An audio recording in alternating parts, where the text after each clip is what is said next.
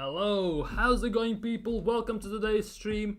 And today we don't have anything specific in terms of, like we talked about a few days ago, we talked about transfers.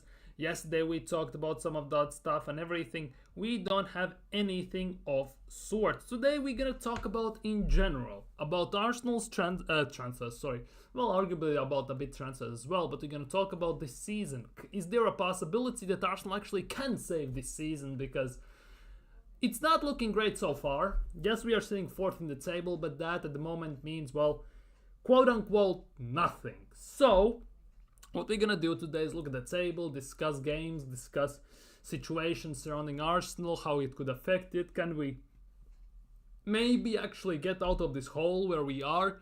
Obviously, the signs are not too bright, so we're gonna talk all surrounding that. And on some other issues, of course, one of the main topics, injuries. We're gonna talk, of course, about that and some bits and bobs here or there. So, if you could do me a favor, smash that like button, helps the algorithm, helps everything, doesn't cost a thing, legitimately takes 2 seconds and everything. If you're new around here, subscribe, trying to hit 400 subscribers before the end of this calendar year of 2024. Leave down in the chat comments topics you want to discuss, your opinions. We're definitely going to dissect them, we're going to talk about them. And of course, if you're watching this as a playback, leave your thoughts down below. I answer pretty much every single comment there is I get, so definitely there will be some other stuff you definitely want to discuss. But today we're gonna kick things off, ironically enough, about transfers. I said we won't be talking too much about transfers, and we won't. We won't. We might touch as on transfer market overall, but we won't be touching on anything specific. But in terms of Victor Gyökeres, according to Mirror Football, that has come out today, Victor Gyökeres has been advised to snub Manchester United for Arsenal. Now the big question is, obviously quite a big chunk of Arsenal fans, quite a big part of Arsenal fan base would love to have Victor Gyökeres at Arsenal. He has scored, I think, 59 or 52 goals this calendar year, which is actually quite phenomenal, let's be real. And he's banging goals almost every single game. And if he misses a game where he doesn't score or get an assist, next game he basically scores 2-3 to kind of even all that stuff out. But ultimately, he is on the list, on top of the list, for, I would arguably say, about 70-80% potentially of Arsenal's fan base. And the rumors from Mirror, according to Mirror, are coming out that Victor Gyökeres has been advised to snub Manchester United for Arsenal. Now the biggest thing is, as soon as Ruben Amorim went to Manchester United, he signed as their main manager, there were talks that he is definitely at some point gonna take some players with him from Sporting, which, to be honest, on a certain level stands to a reason. You have, over the history, you have seen quite a bit of coaches, when they move from one club to the other, they take one or two of their favorite players from that club to the new club.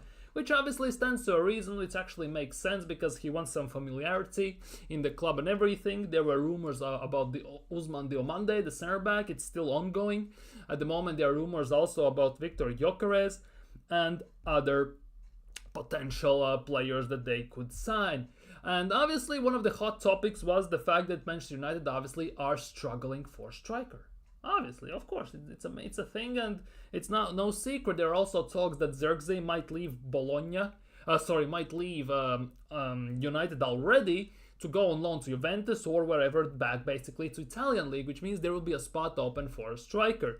And United is one of those teams that desperately need a proper striker, and obviously Gyökeres, given that Ruben Amorim is there, is one of the hot links at the moment. Which now raises the big question, would he go there? And rumors were circling all over the place that definitely if you were Ruben Amorim, you were coming to Manchester United, one of the biggest things for you as a coach would be get in a player you know, and that could guarantee you actually some success. And Gyökeres with his goals potentially would be in that category, of course. But Mirror Football thinks otherwise. They are rumoring about the fact that Gyökeres has been advised to snub Manchester United for Arsenal. So basically they are suggesting that he comes to Arsenal. Obviously he forgets about Manchester United. The big question is, who is advising this? Because it's very easy to tweet out to say that someone has said basically, my nan said this, my nan said that, and ultimately he's the best player in the world. at the end of the day based on conclusions. So the biggest question is, who was it? Who genuinely was it? That is the big thing. Because it's like someone, his neighbor said it, nobody cares. If it's, let's just say, his agent, that's a whole different topic all of a sudden. But of course, Arsenal would love to sign Victor Gyökeres. And in this instance, I don't mean Arsenal as a Arsenal football club. I mean Arsenal fan base, because we have seen how Arsenal operated transfer window. We have been linked with numerous strikers over the years, and most of the time we don't get any of them. Let's be honest with ourselves. Even Mikel Arteta, he hasn't actually signed a proper out-and-out striker, a proper number 9, since he's been here.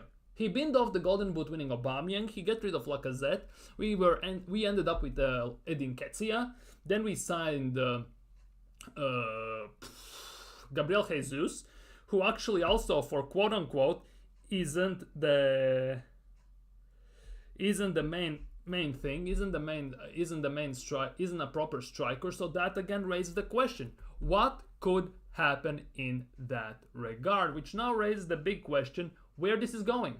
Will Arsenal actually go and sign Victor Gyökeres? So this now all leads me to believe that this could actually go south very, very, very quickly.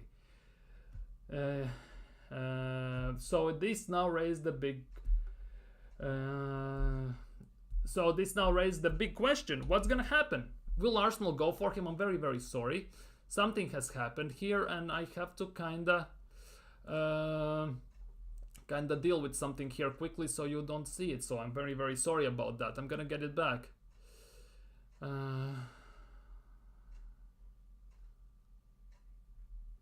Give me a sec.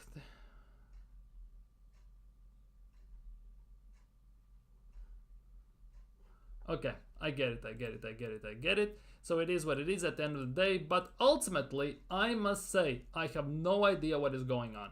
At the moment at Arsenal, the big question is, what the hell is going on? Will we sign a striker? If we do, who will it be? And if we don't, who won't it be, in a way?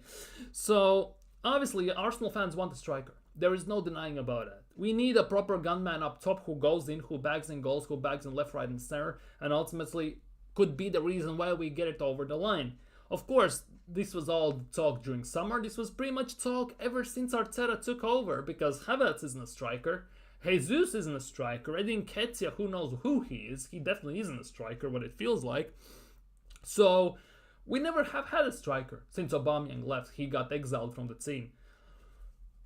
So now it raises more questions than answers. But the fact that there is some reports talking about this, it's actually kind of weird, because you don't usually see this stuff. You either see players linked with this, players linked with that, he has said he doesn't want to, he says he wants to, and stuff like that. You never see that someone has told this player to don't go there. You see it on occasion, but you don't see that too often. And obviously Gyökeres at the moment arguably is the hottest prospect in Europe, and that maybe comes with the territory, I would assume so. Obviously, his release clauses of 85 million still stand in place, and those were in summer, and those are still in January. According to rumors, in summer, his release clauses dropped down to 65, which is a massive, massive drop, so there's an argument that it could actually go sour very quickly. So at the end of the day, we don't know what's gonna happen, where he will go, because there were some rumors that he was disappointed with the fact that he didn't move in summer as well, and that was also including Arsenal. But at the moment he looks very happy at Sporting. He's bagging in goals, but there could be some stir up in the war given the fact that Ruben Amorim has left. He was one of the reasons why the team actually played how they played. Arsenal are playing against Sporting Lisbon in Champions League. The first game after international break, we play against Forest at home, and then we go to Sporting. We're gonna play against Sporting Lisbon away. Again, we're going to meet them again, and we have a very bad track record going to Portugal, and that could be his audition for Arsenal, especially if he bags a hat-trick. Like, for example, if Arsenal win, let's just say 4-3, let's forget that we cannot score goals, right? This is one of those what-if scenarios. Arsenal win 4-3, Gyökeres bags a hat-trick, I don't see any reason why we shouldn't sign him in the summer. But ultimately, the main title and main thing about this stream today is the fact that can Arsenal salvage this season? And this all depends on these 10 games that are starting from Saturday till the end of this calendar year. Because then is January transfer window, and if we are willing and we can't spend the money, we could actually turn it around depending on how far off we are from the first place and where we stand. If we basically lose some games, we drop in further back, we are done. Let's be real, we are already done. But there is maybe 0.1% chance that something could change, but at the moment I don't see it, of course. But if we get in a position where we, for example, decrease the gap from 9 points behind Liverpool to 5. Let's just say we win 2 games, they lose 1, draw 1, it's 5 points all of a sudden. No, it's even 4 points. So it could come down to what we do in these 10 games till January transfer window. The issue with this is, no matter how these reports can suggest Arsenal are targeting, Arsenal want, Arsenal are aiming and all that stuff, at the end of the day, there is no evidence whatsoever that Arsenal will do big business in January. Our last big business in January was Aubameyang. We signed him, but also kind of partially because only Alexis Sanchez left to Manchester United. Besides that, on top of my head, there aren't any other high-profile signings we have made in January. If we look, for example, at Liverpool, on the other hand, they have signed Van Dijk, they have signed Luis Diaz, they have signed high-profile players in January that has kind of encouraged their season and spurred it on. Our Man City, on the other hand, at the moment, Rodri is injured for the end of the season. He's going to be out for the longest time. They are missing a secondary striker to give Haaland some rotation, different dimension for the club and some rest. And they're missing a number 6. And there are already reports that City is going to have 100 million to spend on striker on a number 6. They already been linked with Zubimendi quite heavily. So there's a big possibility that City will do the job. Because City actually are run properly. That is also a big issue for me. Because Arsenal should be run also properly as a big club, because we Arsenal fan base like to say that we are a big club. We are a big club, one of the biggest in England and everything. Trophy-wise, there's no argument about that. However, the way we act, the way we move, the way we do things in transfer windows, the way we sign, sell, the way we operate as a club, doesn't give that vibe whatsoever, does it? It just gives genuinely a mid-table team vibes. That's it, that's all it gives. And I'm not gonna lie, the gap from us till Manchester United, who we were laughing at throughout this whole first part of the season till now, are 13th, okay, but only 4 points behind. Let's be real, Amorim is gonna come in, he's gonna change the system, there will be a new manager bounce most likely, and everything. He already has identified targets he wants in, he has already identified some players most likely who he wants out, and it won't take long for him to get it going. And since it's only a 2-game swing, basically, from Arsenal to Man United, it doesn't take much from them to overtake us, and we're gonna become that laughing stock. It's not that far off. It's genuinely not that far off currently at the moment. In other news, there are some news regarding the game on Saturday.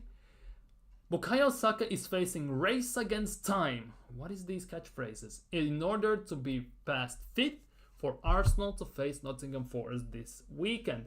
Yesterday we talked about the fact that there are some reports, some rumors saying that there's a possibility of Bukayo Saka being available on Saturday, that there's a big chance that he will be available.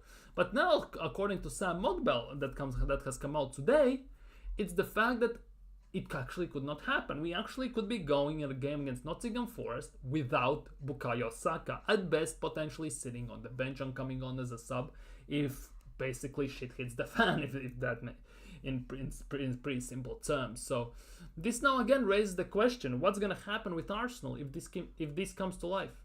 If genuinely this happens, if this comes to life, if Saka cannot play, how are we going to look?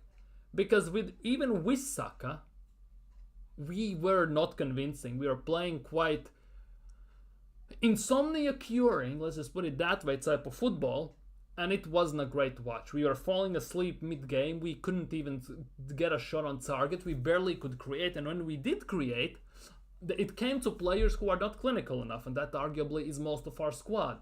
So that now again raised the question, even if Odegaard is fit to play because of the pictures in training ground that Odegaard is training with the squad, he's prepared and everything, Saka as well, if Saka goes missing, like he doesn't play, it will do more harm than good.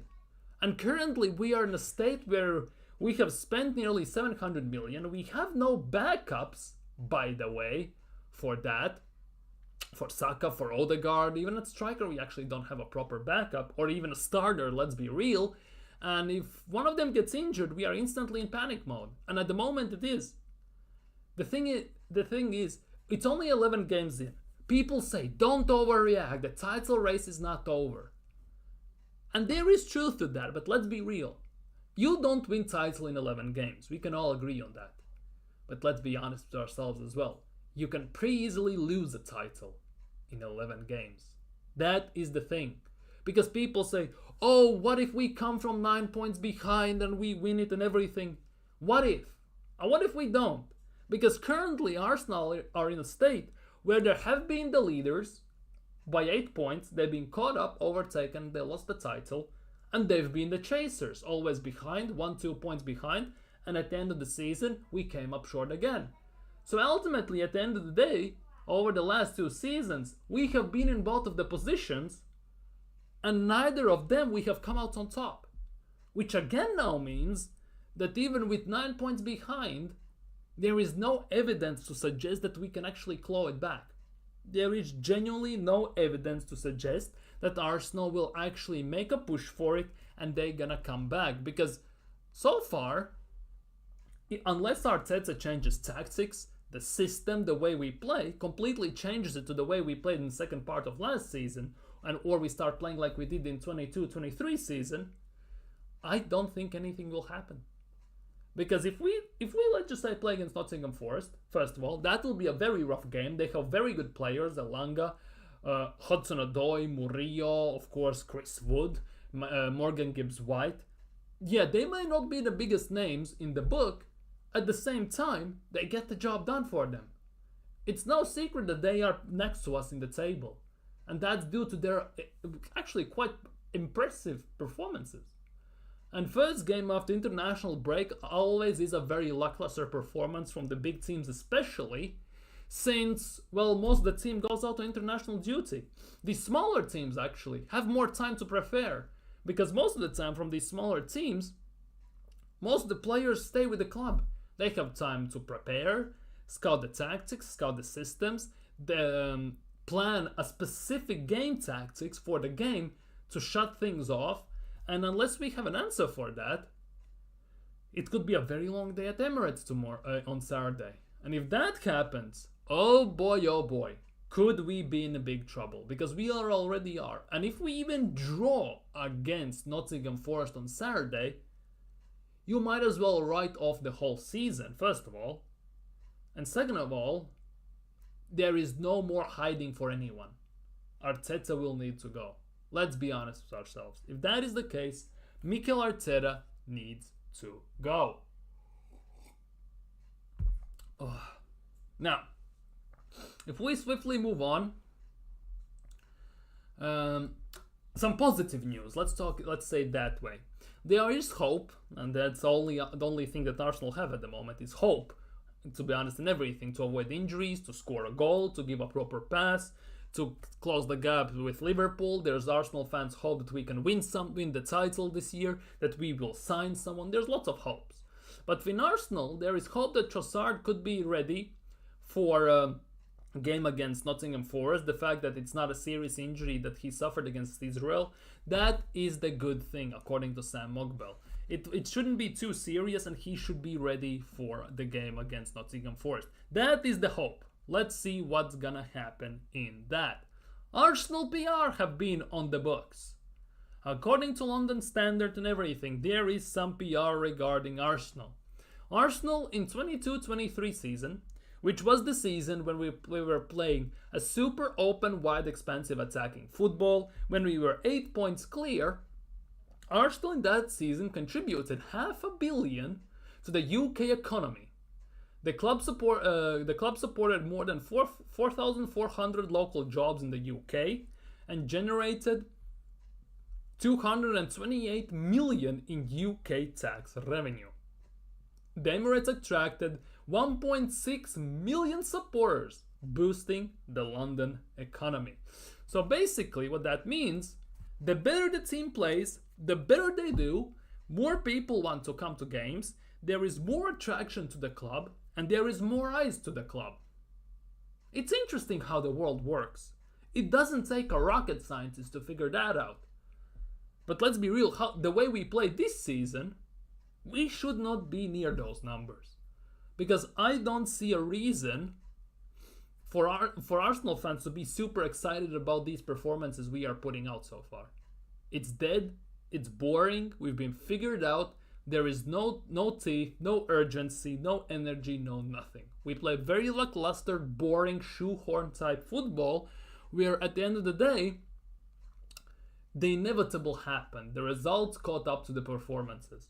If we sometimes stunk out a win, we got lucky, then ultimately in the last few games it was pretty much evident that we are not good enough at the moment and we are not ready to challenge City and Liverpool for the title. And let's be honest, so far Liverpool have been heads above everyone else. There's no argument about that. However, Liverpool play against City very, very soon, so that will be a very, very interesting game to say the least. Now, more news on Trossard. This is from Sam Mokbel. It's a very rough picture, I'm not gonna lie. This picture makes me uneasy a bit, gives me the heebie-jeebies and stuff like that. But Arsenal apparently are in talks with Leandro Trossard over a new contract with a significant pay raise. Now, if we look at Arsenal's current pay, how much is Trossard on? That should be a very big indication what we could be looking at in general. Here we go, Arsenal. Arsenal. Where is the salary of Leandro Trossard? So for a bench player, arguably, Trossard currently is on 90,000 a week. 90 bags a week he gets. 90 grand a week. How is Kivior on 58, by the way, is the mystery of life, let's be real. Same goes for Zinchenko. But yeah, Leandro Trossard is on 90,000 a week. And if Arsenal are ready to offer him significant pay raise, you can bet your sweet cookie that it's gonna be extra 30,000 or so. Which means he's gonna be earning over 100 bags a week for being a bench player, basically. Now, is that smart business? Because paying 120 bags for a player who basically plays like the weather, either he's hot or cold, and he's most of the time when he starts, if Arteta doesn't play him in his proper position, looks like he basically is a passenger and out of place and he does more harm to the good, to the team and the system. Not sure that is the smartest move in the book, is it? Genuinely not sure that is the smartest move in the book. The question is, has he deserved it? Because at the moment, for me personally, I would wait a bit because I want to see how he performs during this season. Because why are we increasing a salary to a player who basically comes from the bench most of the time, plus doesn't deliver consistently? That for me is the big question. Obviously the fact that he gets played out of position a lot, different tactics, systems and everything contributes to that. But increasing his salary for over 100 grand from 90 to like 120 means that Arsenal are maybe in a panic mode because there was offer from Saudi or what, but this in a way doesn't look good. Trossard was quite excellent when we just signed him from Brighton, but again we were playing very expensive attacking football where he was thriving like no tomorrow. Last year as well, coming on from the bench as a sub, he had a very big impact in many games. This season, he has again, similarly like Martinelli, similarly like quite a bit of players in our team, have been bare shadow of himself with these performances. And that what is very worrying. Because again, this looks like we are rewarding a player who ultimately, overall, you could argue doesn't deserve it. Because if we look in this season, he doesn't deserve it. Very sorry. Overall, you could argue he does. That's the big question. Because if we pay 120 bags a week, for example, isn't there a player we actually could buy instead of him to put him on lesser money? We should be actually destroying our wage bill in general. On average, we are paying 137,000 a week in salaries alone. That's how bad it is. Average week, that's per player on average. 137 grand. The total weekly payroll, you cannot see it because it's hidden, it's 3.3 million. 3.3 million. And to be honest, Jesus and Havertz overall take nearly 600k on them alone. But let's be real. Trossard should not be on 100 over. Timber, you could argue, could be, should be, depends on how you look at things. Gabriel Magalhaes should be on more, David Raya. Tomiyasu should be on about 60, 70. Jorginho should be on about 50. Tierney, since he doesn't play, should also be on about 50. Calafiori shouldn't be on 120, he should be on about 70, 80. Merino as well should be on about 70 and 80. Zinchenko should be on, like, well, based on how he plays, 10. And that would be even overpaying him. Like, there are lots of players that are hell overpaid starting from the top. As you can see, we have nearly every single player in our team earning 100 grand or over. And if that is the case, that just cannot fly. That is not sustainable long term. Where is this coming from? I much rather we sell certain players than buy someone else. That would be the big case. And speaking of signing someone else, by the way, TBR Football, we talked about this. We talked yesterday about Arda Güler with the links. And TBR Football understands that Arsenal are actively keeping tabs on Brahim Diaz's situation, apparently, with concern growing within the player's camp that he may have to leave Real Madrid for more regular minutes.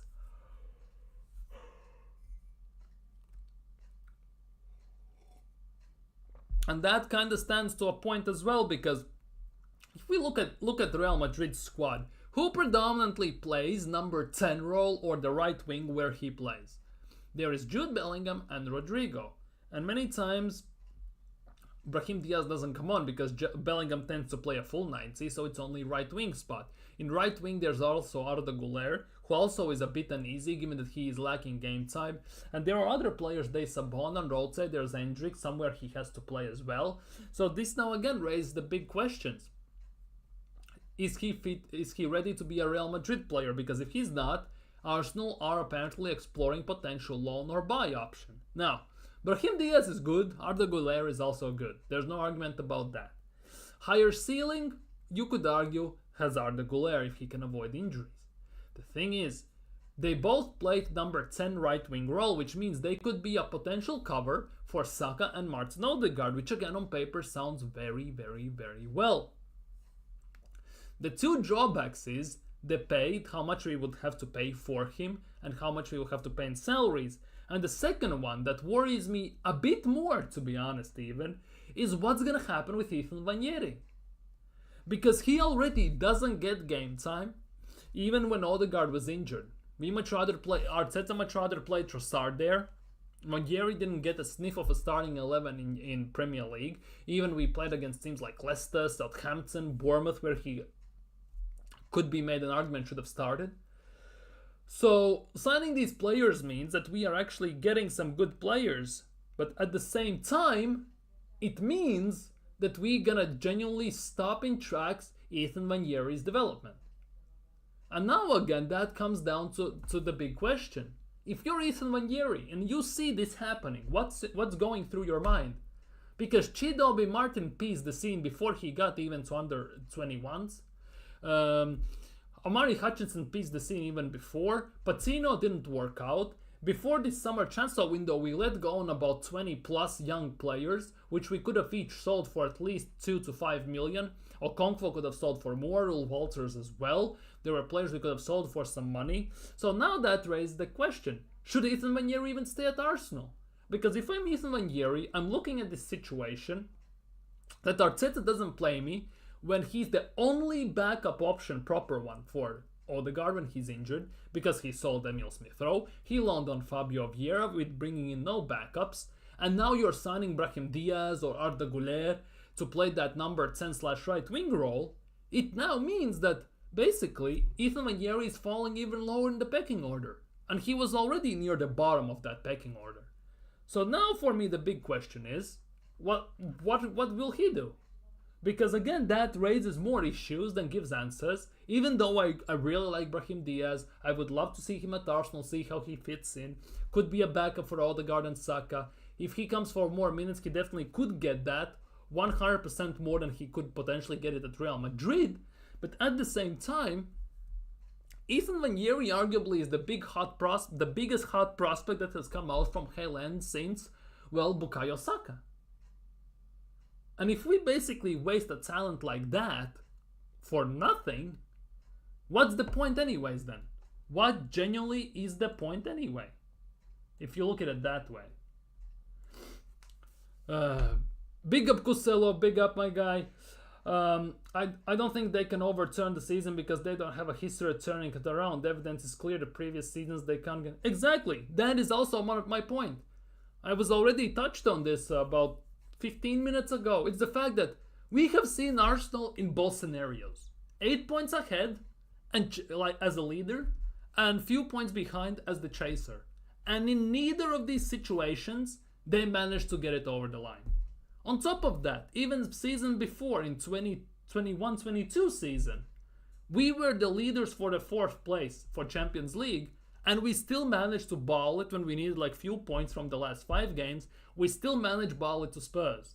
So there is no evidence that Arsenal have the ability, the mentality, and the actual desire to get it over the line, arguably. And more often than not, it will result in the fact that they won't get it over the line. So that is the big thing. At the moment, for me, it's like 0.1% that we can turn it around. And that also basically is hanging by thread because it's solely based on the fact that Mikel Arteta stops being stubborn, egocentric pretty much, and thinks like he's the center of the universe, and he changes the tactics. We start playing like we did in 22-23 season, like we played in the second part of last year's season after the Dubai trip. Because we need more attack. Why Arteta is forcing our attackers to defend first and then only attack? What good can come out of it? Because when we get the ball then while defending, we have nobody to outlet the ball to in the middle of the pitch. We are lucky if Kai Havertz is there. We are lucky if that is the case. And then it comes down to a point. What was the reasoning? What was the point in spending 300 million on this defense alone, nearly 300 million, that you have to force your attackers to come back and help them? If you spend that kind of money on all the left backs, center backs, and goalkeepers, it should stand to a point where, well, basically, they should be able to do the job on their own. They don't need a backup for Saka, backup from Saka, backup from Martinelli or Trossard or anyone else. And Bukayo Saka has said it openly in interviews that Arteta asks his attackers to defend first and only then go in attack. When I was playing, I was an attacker. I'll admit, I hated to defend. I loved to attack, I hated to defend. I was striker/right wing. Yes, I defended when I needed to, but no coach ever in my life basically forced me to defend first, ever. So what is the point in this? And there was a time, obviously, where at certain part of the season where also Jurrien Timber was injured. Ben White was injured.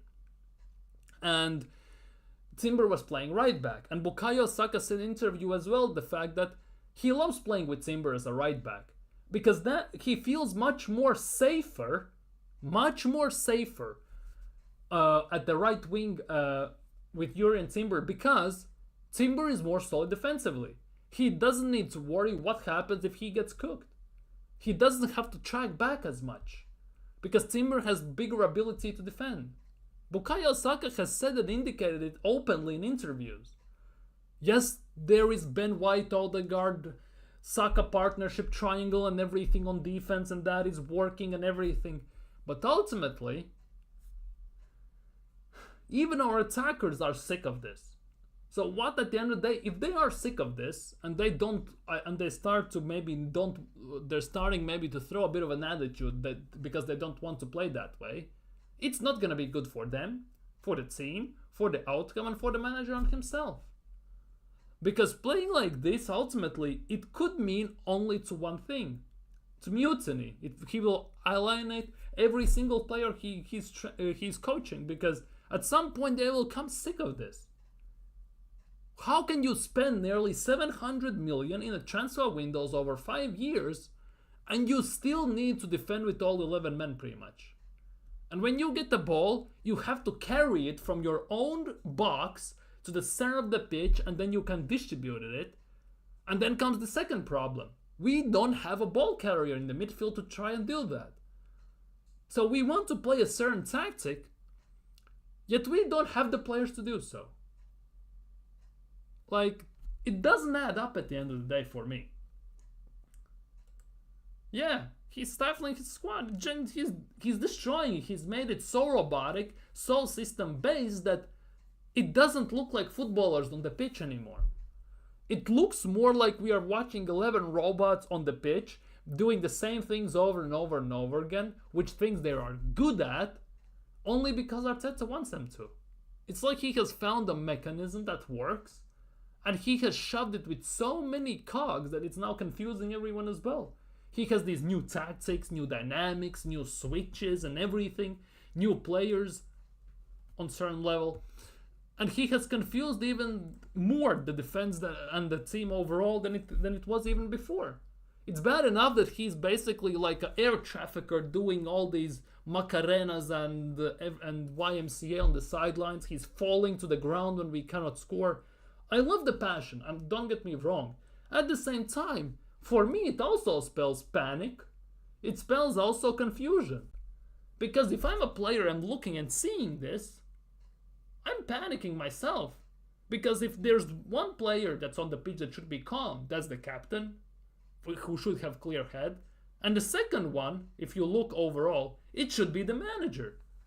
But ultimately, at the moment, it looks like none of them are there. Our captain feels like he's not even a captain, and our manager basically feels like he has head loss every other game. He gets yellows left, right, and center. It's very worrying at the moment. Because the game against Nottingham Forest basically can ruin everything. And that actually could turn quite a big chunk of the fan base against him as well. Yesterday also, we spoke about Brahim Diaz just about, and now we're gonna speak a bit about Arda Güler, because yesterday we talked about the fact that he also could be available similar like Brahim Diaz on loan because due to lack of playtime. But the thing is, Real Madrid are currently stating that Brahim Diaz is not available, but there is belief that their stance on both players could change in the coming weeks ahead of the January transfer window, especially if the chance of a potential loan arises. So basically that's what every single damn news article, news media reports, online media, ITKs and everyone are saying. Arsenal are hoping that they can loan in Brahim Diaz or Arda Güler more specifically, so they can repeat the scenario of Martin Odegaard. I've seen some titles even saying Arsenal has a chance to get the next Martin Odegaard. And that was in terms of Arda Güler. These PR merchants and these wannabe, journalists that are making this stuff up actually is kind of embarrassing, I'm not gonna lie. When I see these articles and these titles, it's actually kind of embarrassing to say the least. But hey, they do anything for clicks, right? So it is what it is, I guess, at the end of the day. In other news, Are You Fit Bruv is actually training with the squad. Kieran Tierney is actually training with the squad. Tears in my eyes, by the way. Never thought I would see the day. Tierney is actually training with the squad. Does that mean he will play? Hell no. To be honest, if we speak about this, there's no chance that he's gonna play, because quote unquote the best left back in the team is actually Kieran Tierney. He can defend properly. He has a good pass, good shot, great cross. He can overlap. He loves to overlap. He can play left back and left-sided center back. Only thing he doesn't do is invert. And as long as Arteta insists on inverting, he is not seeing the pitch. That's how it feels like. Because this mentality, this idea that inverting fullbacks is the only way to play football is one of the stupidest things I've ever had in my life. I'm not gonna lie. Because if you look at the most successful managers, they switch it up. They create new tactics that don't revolve around certain thing over and over and over again. And on top of that, Jose Mourinho doesn't invert. Carlo Ancelotti doesn't invert. Ruben Amorim plays at 3 at the back, for fuck's sake.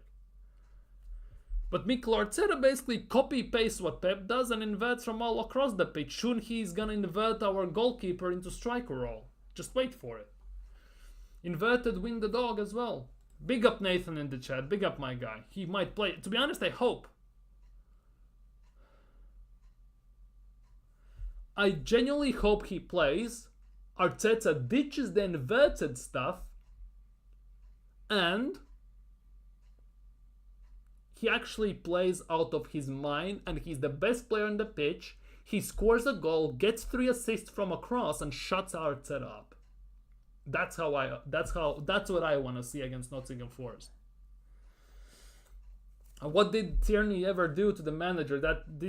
Exactly, that is the case. Because obviously, when Kieran Tierney came in, he was a baller. Only thing that was ruining him was the injuries. But if you look at his injury record, right? Zinchenko, Tomiyasu, Gabriel Jesus have been even more injury prone than Kieran Tierney. The thing is, Kieran Tierney gets injured, he comes back, he plays a few games, and he gets injured again. The thing about the 3 I named, Zinchenko, Tomiyasu, and Jesus, they get injured for an extended period of time. So at the end of the time when they come back, it doesn't feel as long or as many times, ultimately. But for me personally, as Costello is asking what he ever do, it's only the fact that he cannot invert. Because because Kieran Tierney is one of the 2 players we have in our team who were starting in the FA Cup win 5 years ago. And at the time we were playing 5 at the back, Tierney was overlapping, chipping the balls over the top of the defense, last line to Aubameyang, and it was working like a charm. Because Kieran Tierney can defend, because he loves defending, he's a proper old school left back, he can cross, he can shoot, he can pass, he can do everything. Only thing he cannot do well enough for Arteta's liking is invert. And since Arteta has this sickness called invertitis, right? There's no chance he's gonna play him consistently. Only because he cannot invert. That's why we had to spend around 150 million to sign we had to sign Zinchenko, we had to sign Kivior, we had to sign Tomiyasu, we had to sign who I'm missing, Calafiori, also he signed Timber to try and invert from the left. And ultimately, spending these 150, 200 million on defense alone has led us to the fact that we have to play our right back at left back, we have to play our center back as a right back, or if our right back is injured, we have to play our best midfielder as a right back. Money well spent, guys. Play Timber and Tierney traditional overlapping. Exactly. Stop inverting. Just stop it and play a few games without inverting, and you will see different Arsenal. Because it doesn't matter anymore. If we played this shit like we did in these first 11 games in Premier League, obviously you can exclude maybe PSG game and the first half against Liverpool. If we play as bad as we did, excluding those 2 instances, we might as well change the tactics, change the system. And why not? Why not try overlapping for a change? Why not just try helping also Martinelli out? Try helping out our team as a whole. Maybe try 3 at the back. Try something different. Because every single game, it's the same tactics, same instances, same substitutions, same ideas, same type of passing and football. And everyone's wondering at the end of the day, oh, how comes they can defend against us? How comes they have figured us out? Because we are doing the same thing over and over again. It's not that hard to figure it out. Let's be real.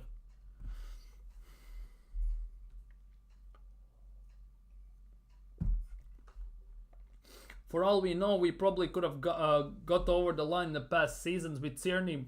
Oh, 100%. 100%. I still believe that... which season was it? Last one? No, season before. Season before even. If we played Tierney instead of Zinchenko in certain games, we actually would have won those games where we drew or lost. Because the way we played, it couldn't have gotten much worse, and changing tactics actually would have been something that works. But at the end of the day, the way we play is with Plan A. That's it, that's all Arteta has. Plan A. A stands for Arteta-titis. Arteta type of football. There's no Plan B, no Plan C, no Plan D. And if shit hits the fan, he does the same thing that worked against Bournemouth when we won 3-2 after Reece Nelson's goal. We were it was 2-2, and he subbed on every single goddamn attacker and hoped we're gonna score. That's what we saw against Bayern Munich as well. We need the goal, he subs on Edin Nketiah, he subs on all the attackers and everything. We were essentially playing a formation which was basically 2-5-3 or 2-4-4, something like that, with two center backs, and the rest of them were just pushed up the pitch. Or 2-3-5 and stuff like that. It's actually insane. What will the midfield be? No Rice or Trossard? That is also a big question. If Trossard is not ready, if Rice cannot play, most likely we will see a midfield of Partey, Merino, and Odegaard. It will be Partey, Merino, Odegaard most likely, because there are already gazillion pictures of this. Where is it? Where is it? Where is it? Where is it? Where is it? This one. Martin Odegaard in Arsenal training today. So my expectation is that he has recovered from the injury. We have seen Merino and everyone else. And I think we're gonna see the midfield of Merino, Partey, and Martin Odegaard. That's my prediction. That's if Declan Rice cannot play. That's at least how I see it. Because who did we play in before this international break? Chelsea. We actually were looking pretty solid when we had the midfield of Rice, Merino. We actually looked pretty decent. Rice, Merino, Odegaard. That was kind of nuts, but it looked pretty decent.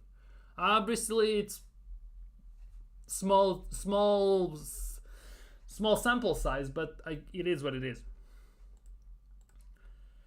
Who is left back? I would say Timber, potentially, or Skelly, or Zinchenko. Apparently he's fit. Gabriel, Ranieri, Saliba, Jorginho is training. Who else is here? Obviously. To be honest, given that Tierney is training, maybe he's gonna play actually. He actually might play. Oh, Zinchenko in the background is running. Well, he's strolling by the looks of things, but could be one of the two most likely, couldn't it? It's either Zinchenko or Tierney, isn't it? Partey in the midfield means Timber right back. That would be the hope. Because since we don't have Rice, we don't have a holding six. We don't have a six that connects our defense to our attack. So my expectation is, well, we're going to speak obviously on starting 11 on tomorrow's preview show in the evening. But my expectation is backline of Timba, Saliba, Gabriel, Tierney or Zinchenko, because I don't know about Calafiori yet. Midfield of Partey, Merino, Odegaard, and the attack, oh boy, Martinelli, Havertz, and Jesus on the right wing. I think that could be the attack, unless Jorginho gets a game. To be honest, Jorginho has played 2 games, full 90 this season, against Preston and against Bolton. In the rest of the games, he has played on average 15 to 25 minutes in that region when he has come on. So he hasn't even had a full 19 Premier League. And against Nottingham Forest, where you need legs to run, against Elanga, Hudson-Odoi, Morgan Gibbs-White, he needs to battle with players like Murillo and stuff like that, not sure he would be the best option in that instance. Not sure that would be the best option in my opinion. But ultimately for me, yeah, the attack line could be actually quite insane for Saturday. Martinelli, Havertz, and Jesus. That would be my front line, because given the reports about with this, according to Sam Mogbell, that basically Saka is facing a run against the time in order to be ready and past fit for Forest's game, it could get very ropey for Arsenal. I'm not gonna lie. Obviously, we talked about that already, but apparently Arsenal are expected to sign Trossard on a new deal with, wait for it, significant pay rise. Okay, he's already on 90 bags a week. He should not earn more for a bench rotational player. 90 bags a week already, in my opinion, is too much. He should be on about 70. But he's gonna get over, since he's on 90 already and it's a significant pay raise, allegedly, it means he's gonna get in like 110, 120. He's gonna be earning 110 to 120 grand a week. For a bench rotational player who basically plays like the weather, hot or cold. That is actually insane in my opinion. That could actually be very, very insane. Should have sold him when we had the chance. Obviously, it would be rough because we cannot replace him, but based on the way he's playing, you could make an argument with the fact that it's not that hard to play on the same level at the moment. Oh, some positive news. I don't want this guy at Arsenal, first of all. Second of all, which is very good news, United will target apparently a loan move for Randall Colomwani in January amid concerns their transfer budget will only stretch to loans. So, in which universe Man United are broken, first of all, because that's what this tweet is implying. Second of all, get Randall Colomwani. As soon as you get him, there is no chance he's coming to Arsenal. Thank God, and let's move on. Because I don't want to see this French lanky Eddie Nketiah at Arsenal whatsoever. Just putting it out there right now. Bin Trossard, Sterling, Jesus, Martinelli, Zinchenko, and Kivior. Apparently, there are rumors that in this January transfer window, Arteta is tempted, and we all know how these PR words are working, tempted, interested, on fire, and all that stuff, is tempted to get rid of Zinchenko, Jesus, and Kivior. There are some rumors about cancelling Sterling's loan, but I don't think that's going to happen. For me personally, I think it will be Jesus, Zinchenko, and Kivior. Those three players Arteta is looking to get rid of this January. And if he does that, I'm not gonna lie, that would open up 480,000 a week wage gap. Because those three together, Jesus, Zinchenko, and Kivior, are earning 480,000 a week. Those three together, $500,000 a week. How nuts is that? How insane is that, if you ask me? I'm not gonna lie. That actually is hella insane. $500,000 for those three. That is actually out of this world. But as you can see, Arsenal currently are sitting 4th in the table. Same points as Forest, Brighton, Chelsea. By the way, if we lose to Forest, right, we might drop down into 10th place if all the results go against us. That actually is kind of wild. And for me at the moment, we are in a situation where from this point onwards till the end of this calendar year, we have to play. Wait, let me check this. Arsenal League schedule. We have to play till the end of this calendar year, right? We have to play Forest at home, West Ham away, Arsenal, United at home, Fulham away, Everton at home, Palace away, and Ipswich at home. All these, what, 1, 2, 3, 4, 5, 6, 7 games, if we want to have any sniff, as Zinchenko would say, at trying even to challenge for the title in the second part of the season, are must-win games. All of those 7 are a must-win. In the midst of things, we have to play against Sporting Lisbon away in the Champions League, which we must win as well if we want to qualify in the top 8 and not go to preliminary round. We need to beat Monaco at home, and by the way, Sporting Lisbon and Monaco are 2 of the teams that are still unbeaten in Champions League. And then, of course, we have Crystal Palace in the EFL Cup quarterfinals at home, where it genuinely, for me, screams Edin Ketia last second winner against Arsenal. It already screams that in my head, I'm not gonna lie. They must go, exactly.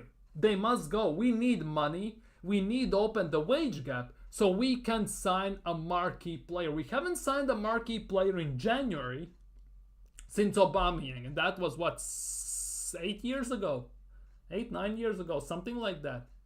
It has been that long.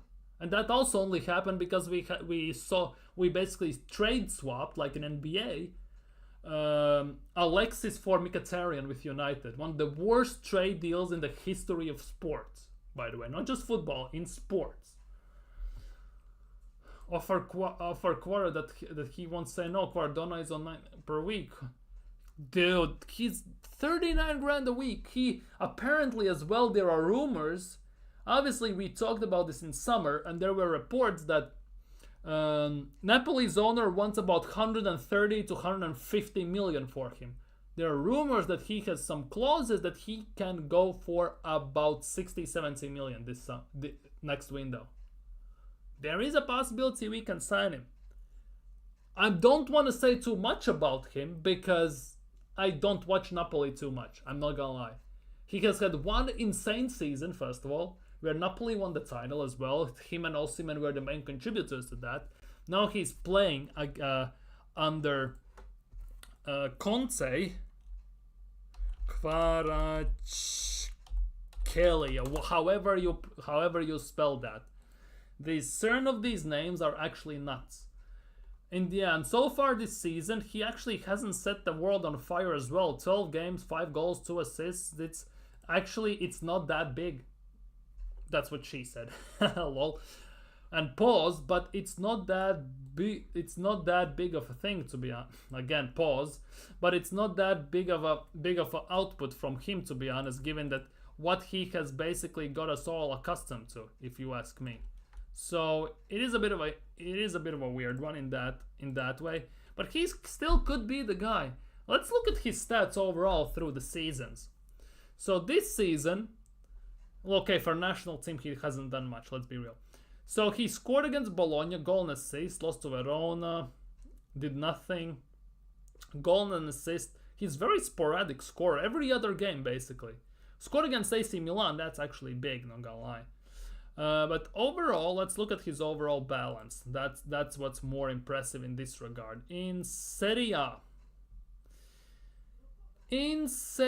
So this season was his breakout season when Napoli won the title.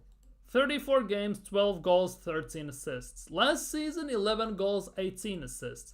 This season, 5 goals, 2 assists. It's not that bad, given that Conte plays a different style to the previous manager. Who did they have? Sarri, if I'm not mistaken, compared to Sarri. Make it happen. Yeah, that's the thing. I kind of like him as well, but I haven't watched him play much. And that is the only reason why I don't want to judge him too soon, if that makes sense. But the big thing is, he signed them from Dinamo Batumi for 13 million. 13 million, and he's now worth around 70 million. How nuts is that? He's still that guy. I watched them a bit mostly. Yeah, to be honest, I think Kvaratskelia's output partially is also quite a bit influenced with the fact that Lukaku is up top. and not Osimhen, because I think he and Osimhen had a very good link up, and the fact that at the moment Lukaku plays there, it's not a great thing for him as well. It's kind of hindering his overall output in GA and overall the creative bits in the team. Not much GA, but he's a playmaker, kind of like Odegaard is. The thing is, he's a left winger, right? He comes in and he pretty much would be a star instantly. Let's be real with ourselves. If he would come in, right? The way we play football, would he be that good? And to be honest, he could. Because he's not the fastest. He's quick, don't get me wrong, but he's not the fastest. So he shouldn't be relying on the pace too much, although we need it at times, of course. But overall, with the ability, with the free kicks and everything, he actually could do the job, a very decent job, to be honest. I think it also solely depends who is the manager at Arsenal. I think if Arsenal had a different manager, it actually could work. Genuinely could work. Kvaratskhelia, Gyökeres and Saka. That actually could be very, very insane attacking trio. Especially since I discussed this, I think this was the first thing I talked about this on stream today. According to Mirror Football, right, Nathan? Gyökeres has been advised, no idea by who, his grandma, neighbor, his dog or someone, to snub Manchester United and for Arsenal. That actually is kind of nuts, isn't it? That actually is kind of nuts if that actually would be the true and that actually would come to fruition. That would be kind of insane to say the least, I'm not gonna lie. Chelsea is still aggressive after... Yeah, Chelsea are still after Gyökeres. The thing is, I don't see Chelsea getting Gyökeres. As much as Boli wants to spend and everything, I kind of believe that they are not getting Gyökeres. For me, Gyökeres will move either to Arsenal, which is the least realistic option in this scenario, or, which is more realistic, he might move to Barcelona potentially to replace Robert Lewandowski. I can see that happening as well at some point very, very soon. I can see that being a thing. Whether it's going to happen or not obviously remains to be seen, but it could be a possibility as well.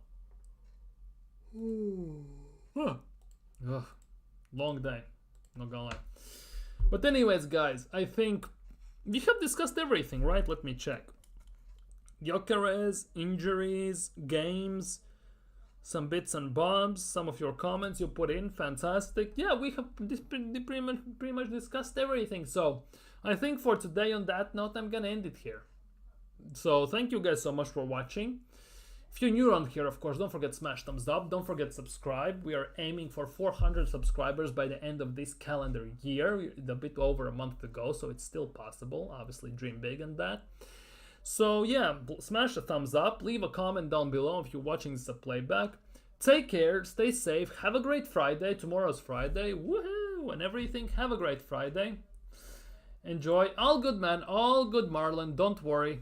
Don't worry. I'm ending it today, but don't worry about that. Trust me, school comes first in that regard. Big up everyone. Big up Costello. Big up Marlon. Big up Nathan. Big up everyone. Take care. Stay safe.